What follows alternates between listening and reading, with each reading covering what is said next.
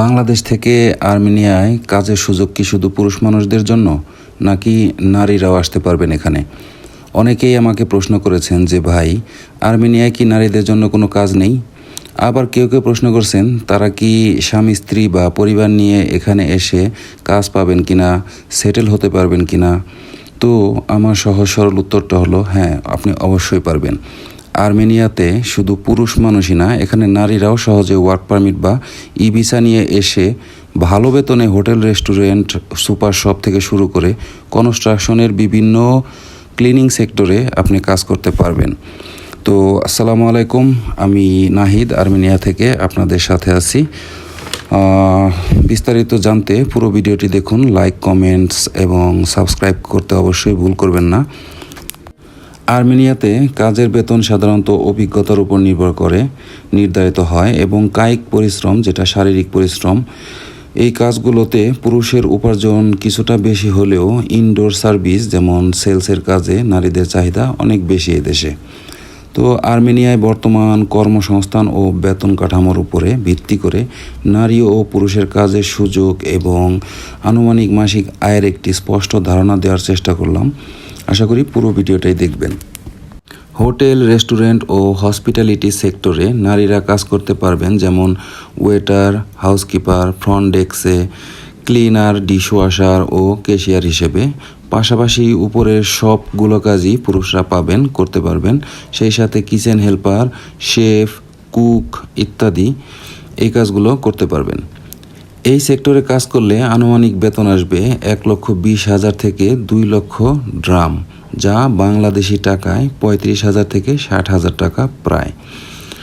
তারপর আসেন অন্য একটা সেক্টরে, রিটেল ও সুপার শপ বা মার্কেটে। এই সেক্টরে নারীরা কাজ করতে পারবেন ক্যাশিয়ার, সেলস গার্লস, তারপরে কাউন্টার স্টাফ ও প্রোডাক্ট অর্গানাইজার হিসেবে। অপর ক্ষেত্রে পুরুষরা এই কাজ তো করতেই পারবেন, সেই সাথে মালামাল লোড আনলোড ও নাইট শিফটের সিকিউরিটি গার্ড হিসেবেও কাজ করতে পারবেন। এই সেক্টরে কাজ করলে বেতন পাবেন আনুমানিক 1 লক্ষ থেকে 1,60,000 ড্রাম, যা বাংলাদেশি টাকায় প্রায় 30 থেকে 50,000 টাকার আশেপাশে। এবার আসেন অন্য একটা সেক্টরে, ফ্যাক্টরি, প্যাকেজিং ও ম্যানুফ্যাকচারিং। এই সেক্টরে নারীরা কাজ করতে পারবেন food packaging, garments packaging, quality control ও হালকা অ্যাসেম্বলিংয়ের কাজ। আর পুরুষরা এই কাজগুলোর সাথে সাথে করতে পারবেন ভারী packaging, machine operator, warehouse labour ও ফর্কলিফট ড্রাইভারের কাজ। এই সেক্টরে কাজ করলে আনুমানিক বেতন আসবে 1,20,000 থেকে 1,80,000 ড্রাম, যা বাংলাদেশি টাকায় 36,000 থেকে 55,000 টাকা প্রায়। ওকে, এখন আসেন অন্য আরেকটা সেক্টরে, সেটা হলো কনস্ট্রাকশন ও ডেলিভারি ও যেটা শারীরিক পরিশ্রমের কাজ। এই কাজে নারীদের কাজ নাই বললেই চলে, তবে শুধু ক্লিনিংয়ের কাজ করতে পারবেন এই সেক্টরে।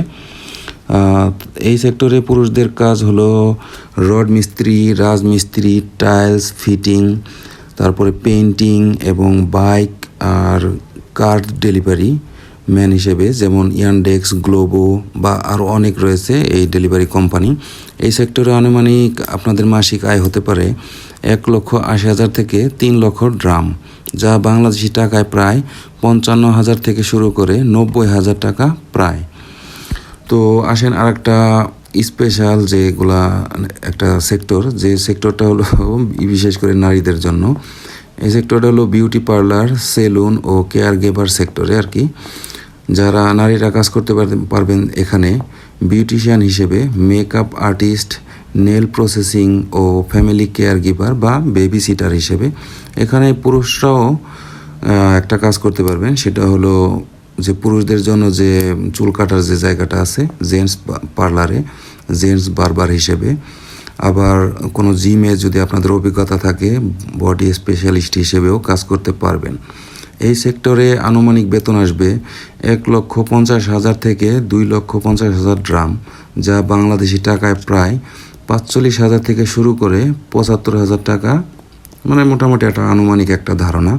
তো এই ছিল আজকের মূল টপিক। তো এখন আমি আপনাদের উদ্দেশ্যে কিছু সচেতনমূলক যে কথাগুলো আছে সেগুলো বলবো। টাকাগুলো আপনার, হয় জমি বিক্রি করা, না হলে জমি বন্ধক রাখা, না হলে বাড়ির গরু বাছুর বিক্রি করা টাকা, না হলে ব্যাংক থেকে লোন করা টাকা, না হলে গ্রামের পাশে কারো কাছ থেকে সুদে আনা টাকা।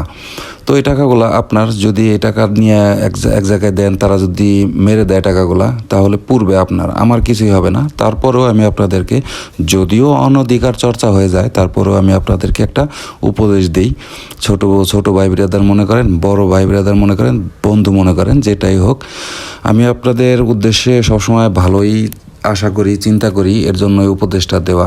আপনি যে এজেন্সির সাথে কথা বলেন কিংবা আর্মেনিয়ায় বসবাসরত যাদের সাথে কথা বলেন, অবশ্যই ব্যাকগ্রাউন্ড চেক করতে ভুলবেন না। কারণ ব্যাকগ্রাউন্ডটা চেক করা আর কি সবচেয়ে উপকার হবে আপনার জন্য। কারণ সে লোক আনছে কিনা, সে কাজ করে কিনা সত্যি সত্যি, না টাকাগুলো নিয়ে তারপরে খোঁজ খবর থাকবে না। আমি এরকম অনেক লোক পাইছি এই ইউটিউব চ্যানেল খোলার পরে, এই ভিডিওগুলো আপলোড করার পরে, যে টাকা নিছে, প্রথম 2-4 দিন খুব মধুর কথা, তারপরে খবর নাই। তো যাই হোক, আপনারা যখন এক জায়গায় পাসপোর্ট জমা করবেন, তাদের ব্যাকগ্রাউন্ডটা অবশ্যই চেক করবেন। আর টাকা পয়সা অবশ্যই লেনদেন করবেন খুব হিসাব নিকাশ কইরা। কারণ দুনিয়াটা, মানে দুনিয়া বলতে আমাদের বাংলাদেশিদের ভিতরে দুষ্ট লোকের অভাব নাই, ও দুষ্ট লোক দিয়ে ছড়াছড়ি। তো এই ছিল মূল কথা এবং পরামর্শ। তো আসতে চাইলে, যদি আপনারা আমার কোনো সহযোগিতা চান, আমি আপনাদের সহযোগিতা করতে পারলে নিজেকে ধন্য মনে করব। তো ডিসক্রিপশনে আমার একটা ফেসবুকের ইউজার নেম দিয়ে একটা লিঙ্ক দেওয়া আছে, সেই লিঙ্কে যাইয়া, ফেসবুকে যাই আমার হোয়াটসঅ্যাপ নাম্বার পাবেন। তো সেখান থেকে যোগাযোগ করতে পারবেন। কিংবা সবার কাছে অনুরোধ রইল, অবশ্যই কমেন্টস করবেন, ভালো মন্দ জিজ্ঞাসা করবেন। আর অবশ্যই চ্যানেলটার সাথেই থাকবেন, যেহেতু আমি আপনাদের উদ্দেশ্যে ভালো ভালো কিছু কথা বলার চেষ্টা করি। তো এই তো আর কি বলবো ভাই এবং বন্ধু বোনরা, যেটাই বলেন। আমি এখন বিদায় নিতেছি। আশা করি আবার একদিন পরে আবার অন্য একটা টপিক নিয়ে আপনাদের সামনে হাজির হব। এ পর্যন্তই, আল্লাহ হাফেজ।